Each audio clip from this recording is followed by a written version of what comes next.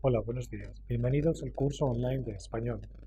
Me llamo Carlos Izquierdo Tobías y soy exprofesor visitante de Jamia Millia Islamia en Nueva Delhi.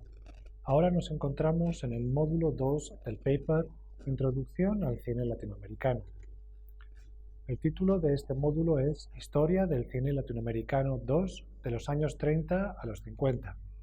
Comenzamos hablando de Argentina. Con la llegada del sonido, los empresarios argentinos decidieron imitar el modelo norteamericano construyendo estudios para la nueva tecnología. Las películas que Carlos Gardel había rodado en París y Nueva York se convirtieron en el patrón de las producciones que estos estudios seguirían. De este modo, Melodía de Carnaval del 32 o El día que me quieras del 35 se alzaron como las referencias para una mezcla de comedia, melodrama y canciones. Gardel fue uno de los muchos artistas de otros medios que, con sus estilos y los géneros en los que trabajaban, configuraron el material para el recién llegado cine sonoro. El tango se transformó en el combustible de esta nueva etapa. Los estudios Sono y Lumitón comenzaron a crear un Star System local en el que destacaron Luis Sandrini, Pepe Arias y Libertad Lamarque y que trascendió las fronteras del país. Los estudios Sono y Lumitón comenzaron a crear un Star System local en el que destacaron Luis Sandrini, Pepe Arias y Libertad Lamarque y que trascendió las fronteras del país. El cine de entonces no recibió inicialmente suficiente atención debido quizá a que el melodrama, con su énfasis en el mundo interior de los personajes y sus sentimientos, era considerado hasta épocas muy recientes un género menor sin planteamientos sociopolíticos serios. Gracias a trabajos de académicos como Christian Gledhill en el 87, podemos ahora analizar el melodrama no como un género reaccionario o progresista de por sí, sino como un texto complejo que puede albergar las dos tendencias. El filme Prisioneros de la Tierra de 1939, dirigido por Mario Soffici, es un buen ejemplo de lo arriba mencionado. El filme critica duramente las míseras condiciones de trabajo en las plantaciones de mate en el norte de Argentina. José Agustín el Negro Ferreira, que ya en los años 20 se había aventurado en los arrabales de la ciudad, continuó con su pasión por este mundo en películas como Calles de Buenos Aires del 34 y Puente Alsina del 35. Otros directores ofrecieron propuestas ligeramente más atrevidas. La fuga de 1937 de Luis Salaspsky. Otros directores ofrecieron propuestas ligeramente más atrevidas. La fuga de 1937 de Luis Saslavsky es una comedia que evita el colorismo local. La vuelta al nido de 1938 de Leopoldo Torres evita tanto las calles de la capital como las zonas del campo para concentrarse en las relaciones familiares. La mencionada Prisioneros de la Guerra supone la obra más sobresaliente de Mario Soffici, un cineasta pionero en la realización de películas antiimperialistas y de conciencia social.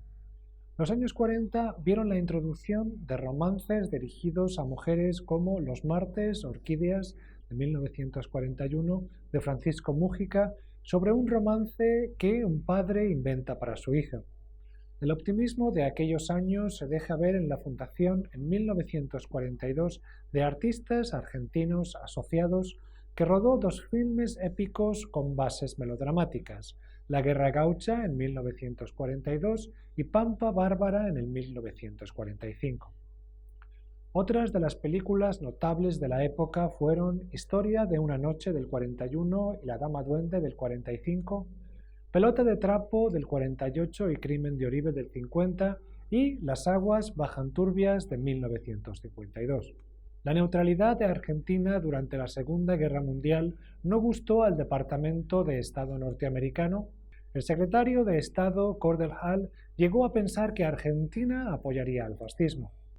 Los Estados Unidos aplicaron varias restricciones al país, entre las que se encontraban aquellas que impedían el acceso a película virgen, mientras que en reconocimiento a la participación mexicana en el conflicto bélico mundial apoyó a su vecino próximo.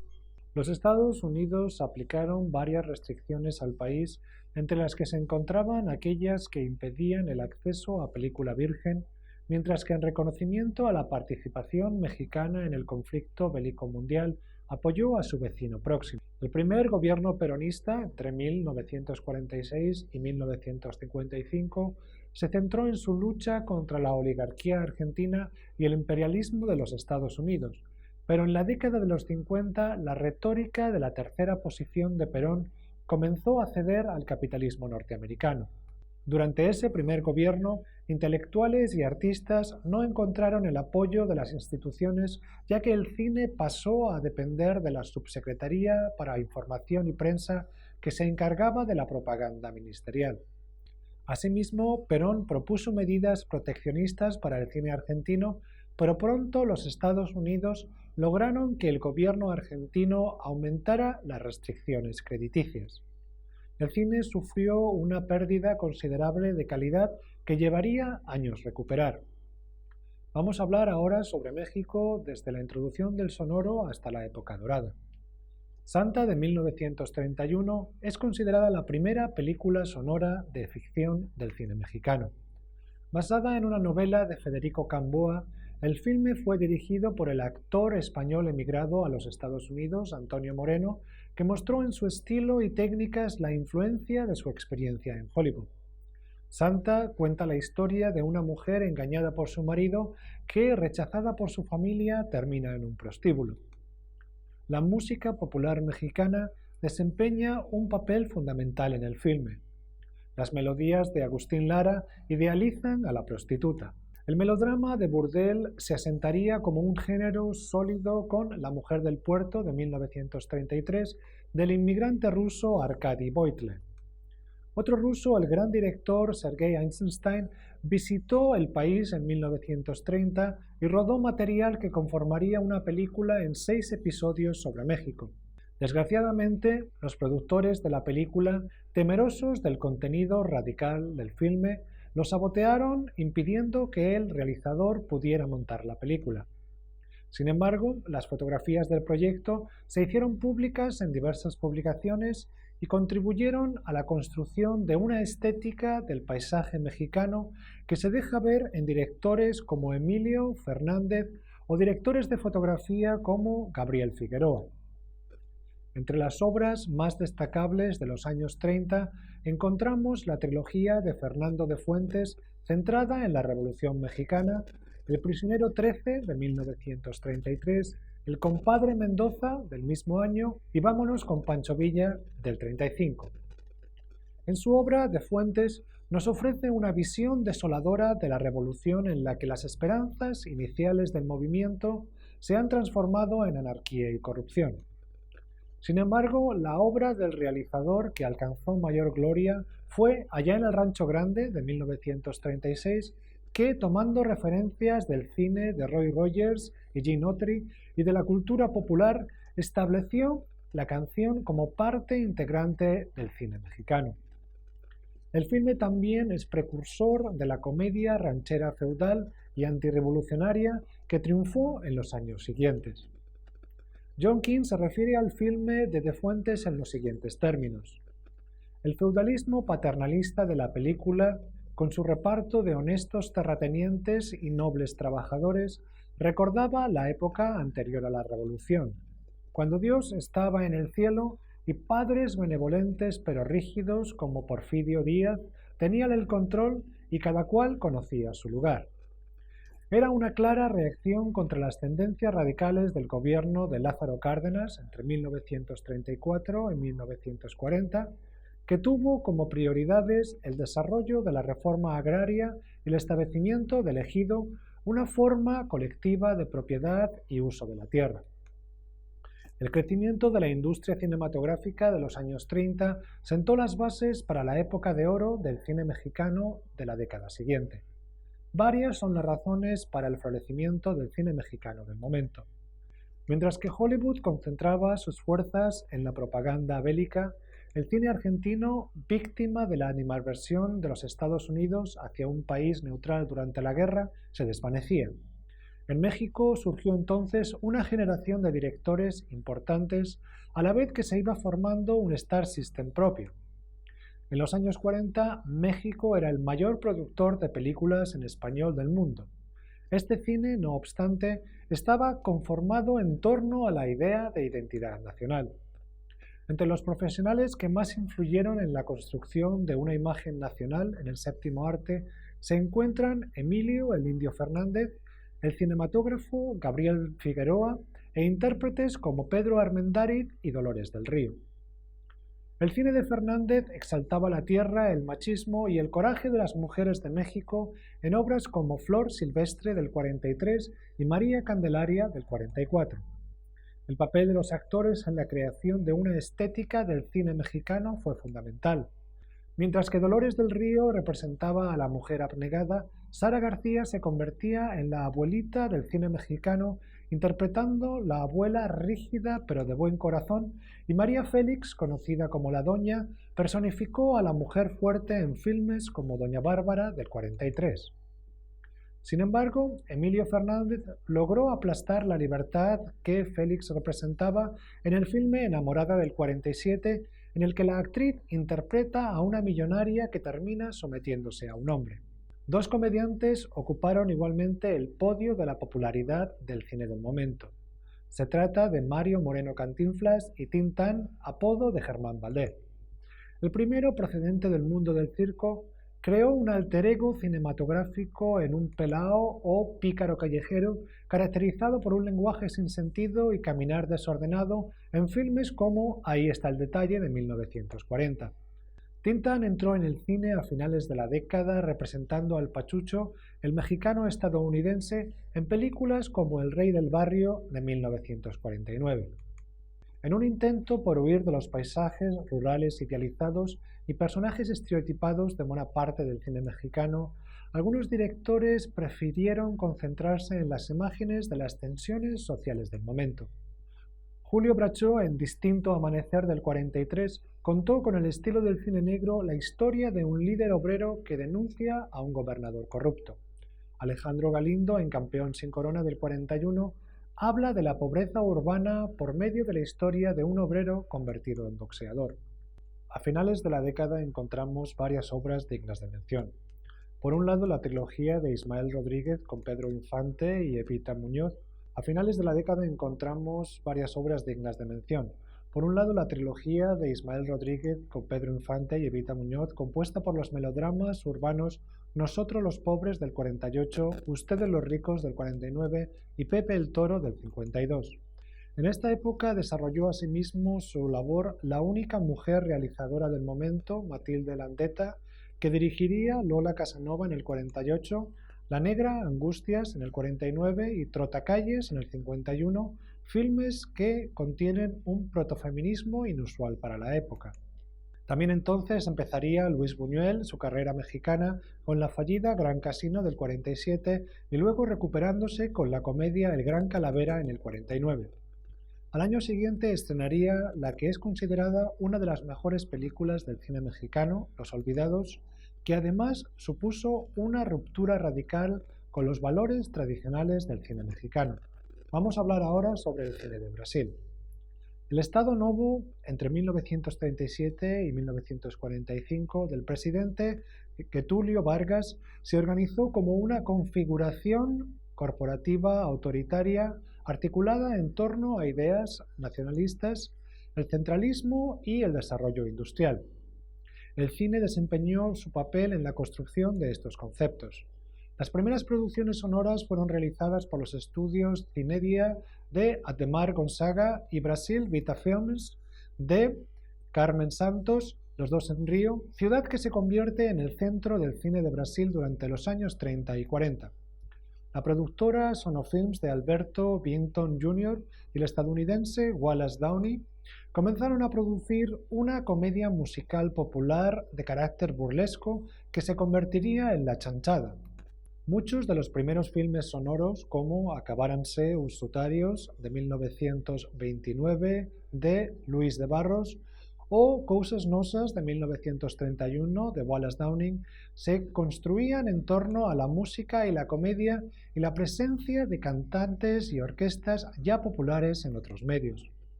Fueron los estudios Cinedia los que dieron el impulso definitivo a las formas musicales y carnavalescas con filmes como Aló Aló Brasil del 35, Aló Aló Carnaval de 1936, las dos de Gonzaga. En ellas destacaban los talentos de las hermanas Miranda. Carmen Miranda llegó a convertirse en una de las estrellas de Hollywood más populares de los años 40. El director más considerado de la época fue Humberto Mauro, que para los estudios Cinedia realizó Labios Inbesus del 30 y Ganga Bruta en el 33. Este último título gozó de gran popularidad entre los realizadores del futuro Cinema Novo de los 60. Ganga es una mezcla de montaje soviético, expresionismo y surrealismo que sigue a un hombre que ha asesinado a su esposa desde Río hasta el interior del país, un lugar a mitad de camino entre el pasado y la modernidad. Mauro dejaría más tarde Cinedia y se unió a Brasil Vita Films para crear Favela de mis amores del 35, que representa las favelas no como un espacio de miseria, sino como el lugar de nacimiento de la samba. Pronto, sin embargo, el cine norteamericano se impondría con sus versiones subtituladas.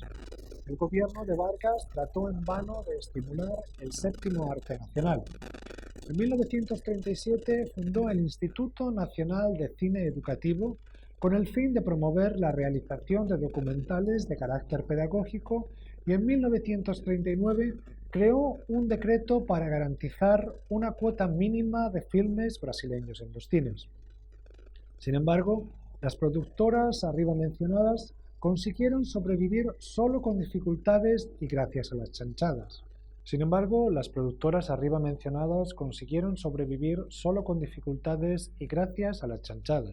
En los años 40 destaca la labor de la productora Atlántida fundada por José Carlos Burle, Aylor Acevedo y Moacir Fenelón con la intención de ofrecer un cine crítico realista dentro del ámbito popular. Moleque Tiao de 1943, protagonizado por un actor de color, es un ejemplo de cine progresista en una sociedad donde los negros eran oprimidos y rechazados. Las películas de Atlántida no lograron, sin embargo, estabilizar las cuentas de la productora hasta que ésta decidió unir los talentos del cómico Oscarito y Grande Otelo. Atraído por el éxito de la pareja, Luis Severiano Ribeiro compró la productora y explotó las ya populares chanchadas con gran acierto. Otras estrellas que participarían en estas películas serían C. Trinidade, Wilson Gray y Sese Macedo. A finales de los años 40, Cinedia resucitó con el tremendo éxito del melodrama U Ebrioi de 1947 de Hilda de Abreu. Atlántida terminó la década con Carnaval en llamas de 1949 de Watson Malcedo, que, protagonizada por Oscarito y Grande Otelo, mezcla el cine negro con el carnaval y el humor. El cine de esta época ha sido tachado de comercial y americanizado, pero ha ejercido una gran influencia en la cultura brasileña que se deja entrever en el mundo de la telenovela. Las chanchadas de gran éxito entre la clase trabajadora no serían públicamente alabadas por la clase media que las consideraba un género caótico y superficial. En un intento por ofrecer una alternativa a estas películas, nació la productora Veracruz en 1949 en Sao Paulo. La compañía se benefició del retorno de la democracia con la caída de Vargas y el ascenso del general conservador Eurico Gaspar Dutra en el clima de prosperidad de la posguerra. El grupo Veracruz consideraba que el cine brasileño solo podía competir con Hollywood si era capaz de invertir en tecnología. Así hizo la compañía, a la vez que emulaba los géneros del cine norteamericano como el western o el cine negro. Sin embargo, el proyecto se reveló como una empresa demasiado costosa y no logró alcanzar los mercados extranjeros. En 1952, Veracruz, en un intento ya tardío por salvar sus inversiones, comenzó a emular los éxitos del cine popular carioca. En general, la productora elevó la calidad del cine brasileño con filmes como U Cangaceiro de 1953 de Lima Barreto. A pesar de su corta vida, la existencia de Veracruz contribuyó al nacimiento de debates en torno al cine brasileño que luego se materializarían en los años 60 en prácticas que cambiarían por completo la naturaleza del séptimo arte. Continuamos hablando sobre otros países. La producción cinematográfica latinoamericana de la época se concentró en Argentina, México y Brasil. La producción cinematográfica latinoamericana de la época se concentró en Argentina, México y Brasil, ya que la tecnología del sonido suponía una inversión económica nada desdeñable. Asimismo, Argentina y México lograron exportar sus productos al resto de los países hispanohablantes, imponiendo así su propia lógica en el mercado, el primero en Uruguay, Venezuela y Chile y el segundo en Guatemala, Colombia y Venezuela. Hubo, sin embargo, iniciativas e intentos en varios países dignos de mención.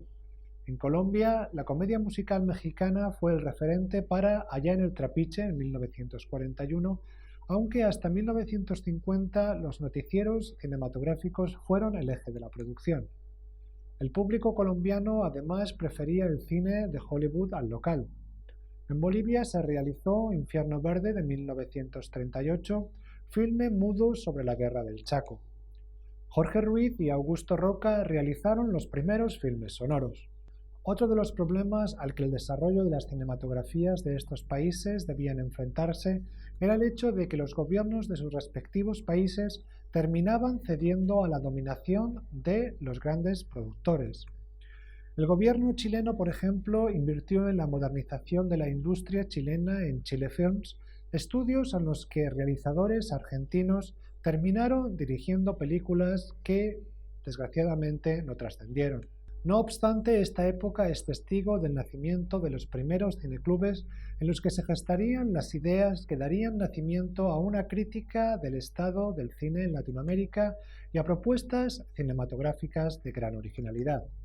El crítico José Manuel Valdés Rodríguez fundó un cineclub en la Universidad de La Habana y después el Departamento de Cinematografía. La Universidad de Chile vio el nacimiento del primer cineclub en 1955, año en el que también se creó el Cineclub de Uruguay. Pronto teoría y práctica se unirían en lo que se ha venido a llamar el nuevo cine latinoamericano. Y terminamos aquí este módulo. Muchas gracias.